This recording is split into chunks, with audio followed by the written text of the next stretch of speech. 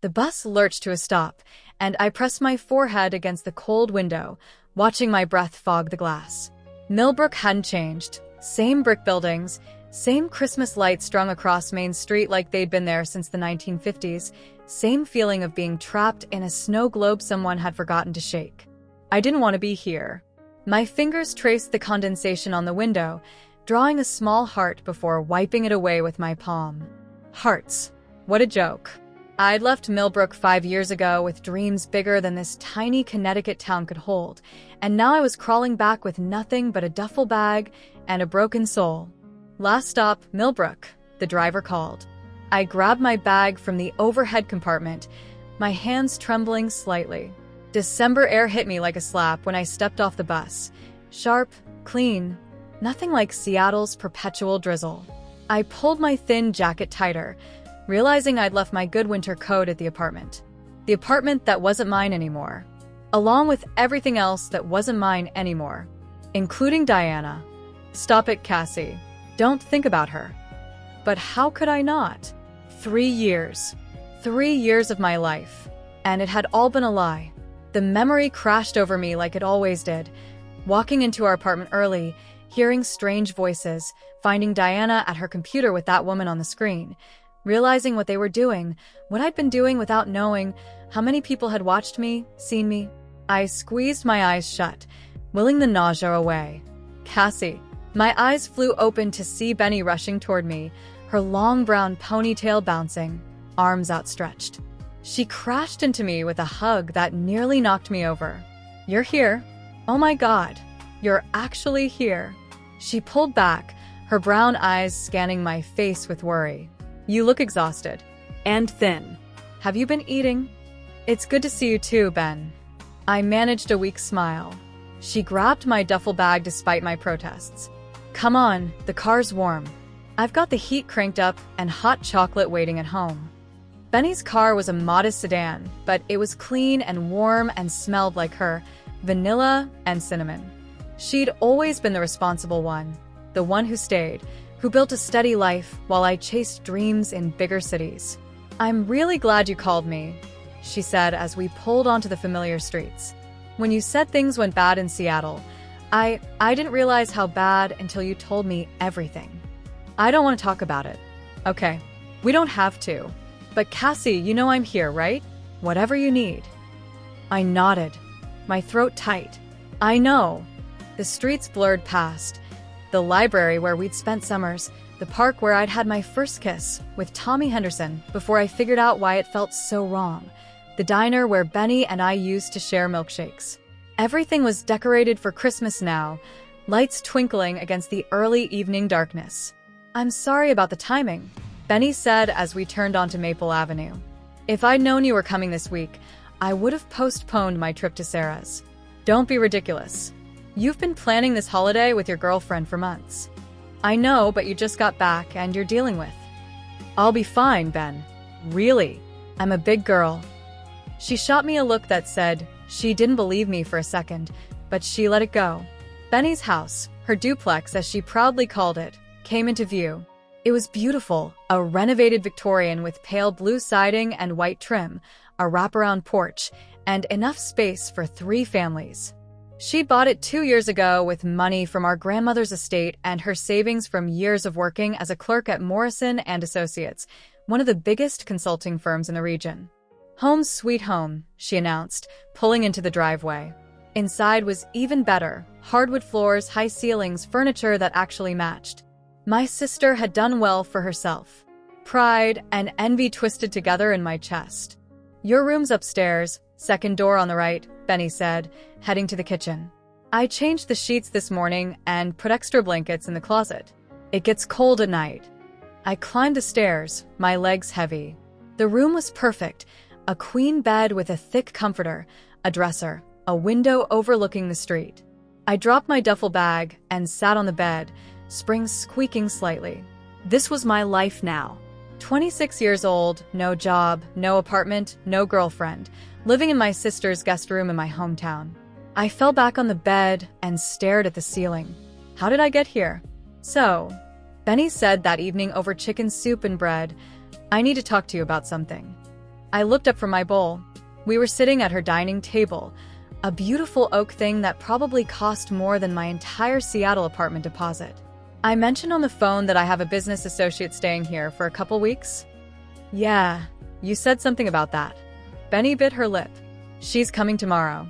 She's one of Morrison and Associates' biggest clients. We're finalizing a major consulting contract before the holidays. Usually she'd stay at a hotel, but she specifically requested somewhere more private, quieter. Mr. Morrison suggested my place since I have the space, and honestly, Cassie, I couldn't say no. This woman's account is worth millions to the firm. It's your house, Ben. You don't need my permission. I know, but you just got here, and you're going through a hard time, and now there's going to be a stranger in the house. I feel terrible about it. I reached across and squeezed her hand. Don't. I'm grateful you're even letting me crash here. I'll stay out of the way. She's bringing her kids too. 2 little girls. Something flickered in my chest. Not quite warmth, but not the cold emptiness I'd been feeling either. I'd always loved kids. Before everything fell apart, Diana and I had talked about adoption someday. Stop thinking about Diana. That's fine, I said. Kids are easier than adults anyway. Benny laughed. You always did have a way with them. Remember when you used to babysit the Henderson twins? They weren't that bad. They set the shed on fire, Cassie. That was only once. We both laughed, and for a moment, things felt almost normal. Almost like I wasn't completely broken. What's she like? I asked. This businesswoman. Benny's expression shifted, becoming harder to read. Mrs. Willow is intense. Very professional. Very private. She's brilliant at what she does. Turned a failing company into an empire in less than a decade. But she's not exactly warm. Meaning? Meaning I've worked on her account for 2 years, and I don't think I've ever seen her smile. She's all business, all the time. The office calls her the Ice Queen. Sounds delightful. Be nice, Benny warned. And please don't mention anything about her personal life. She's divorced, has been for years, and she does not talk about it. Ever. Someone made a joke about it once at a meeting, and I thought she was going to turn them to ice with her stare. I raised my hands in surrender. I'll be on my best behavior. Promise. But even as I said it, I wondered what kind of woman could be so cold, so closed off. And why the idea of meeting her made my stomach flutter with something other than dread. Benny left the next morning before I even woke up. I found her note on the kitchen counter. Cassie. You have reached this point. Please subscribe for more. Thank you. How to catch an early train to Sarah's place. Mrs. Willow will arrive this afternoon around 3 p.m. Please make her feel welcome. There's food in the fridge and fresh towels in the hall closet. Her room is the master suite at the end of the hall, and the girls will take the room across from yours. I'll call you tonight to check in. Love you. B. I smiled despite myself and poured a cup of coffee from the pot Benny had left warming. The house felt too big with just me in it. I wandered from room to room, coffee in hand, taking in all the details I'd missed the night before. Benny had photographs everywhere, her and Sarah at the beach, at concerts, at dinner parties. They looked happy, in love. I turned away from the photos. By noon, I'd showered, changed into clean clothes, jeans, and a sweater, one of the few nice things I'd managed to keep, and attempted to make myself look presentable. My reflection in the bathroom mirror showed the truth, though. My small brown eyes had dark circles underneath, my cheeks were hollow, and my long curly blonde hair desperately needed a proper cut. I looked like what I was, a woman who'd had everything stripped away. At 2:45 p.m., I was pacing the living room, nervous for reasons I couldn't explain. It was just some businesswoman and her kids. They'd probably keep to themselves, and I'd keep to myself, and we'd all survive 2 weeks of polite coexistence. The doorbell rang at exactly 3 p.m. I took a breath, smoothed my sweater, and opened the door.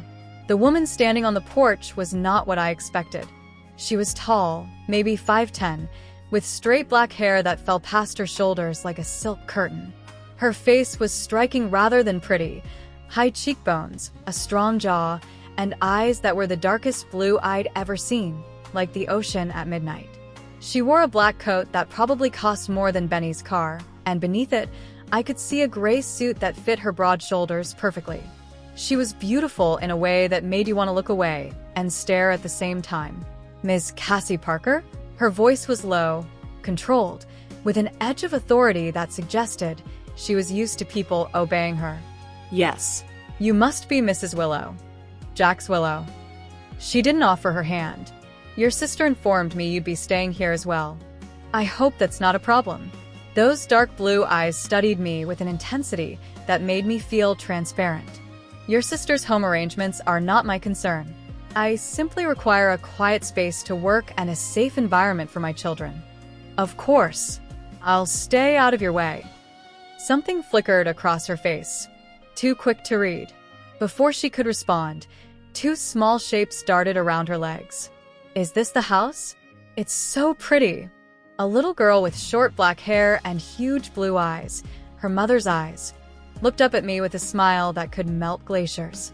Andrea Manners, Mrs. Willow said sharply. The little girl straightened immediately. Hello, ma'am. I'm Andrea Willow. I'm 5 years old. This is my sister, Dana. The other girl was taller, maybe 7, with short golden curly hair and brown eyes that watched me warily. She didn't smile, didn't say hello, just clung to a stuffed rabbit and stared. It's nice to meet you both, I said, kneeling down to their level. I'm Cassie. You can call me that, no need for ma'am. Would you like to see your room? It's really nice. Andrea's face lit up, but Dana just tightened her grip on the rabbit. That won't be necessary, Mrs. Willow said. I can show them myself. If you could simply direct me to our rooms. I stood, feeling dismissed. Of course. Master Suite is at the end of the hall upstairs. The girls' room is the second door on the right. Thank you. She moved past me with the girls in tow, carrying a single suitcase. Behind them, I could see a driver unloading more luggage from a sleek black car. Do you need help with? We're fine. Mrs. Willow didn't even look back. I stood in the doorway, watching the expensive car pull away, feeling more alone than I had in the empty house all morning. This was going to be a long 2 weeks. That evening, I stayed in my room, listening to the sounds of Mrs. Willow settling in. Footsteps in the hall, quiet voices, water running. Around 7, I ventured downstairs to make dinner, hoping to avoid everyone. No such luck. The girls were sitting at the kitchen table, coloring books spread out in front of them. Andrea looked up immediately, her face brightening. Cassie, look what I drew. She held up a picture of what might have been a house or possibly a spaceship. It's our new place for Christmas. It's beautiful, I said honestly. She had talent for a 5-year-old. Dana didn't look up, focused intently on her own drawing, something dark and angry, all harsh lines and black crayon. Are you making dinner? Andrea asked. Mommy's on a call. She's always on calls. I was just going to make something simple. Have you eaten? We had sandwiches on the way here, but I'm hungry again. Andrea. Mrs. Willow's voice came from the doorway, sharp as a blade. Don't bother, Miss Parker. She's not bothering me, I said quickly. I was going to make pasta. There's plenty if... We've already eaten. Girls, upstairs. Bath time. But Mommy... Now. Andrea's face fell, but she gathered her crayons obediently. Dana slid from her chair without a word, leaving her drawing on the table. I glanced at it as they filed past, a dark figure standing over 2 smaller ones, all of them surrounded by scribbled black walls. Mrs. Willow noticed me looking. Her jaw tightened. Excuse me, she said coldly, and followed her daughters upstairs. I looked down at Dana's drawing again, something uncomfortable twisting in my chest. Those weren't walls. They were bars.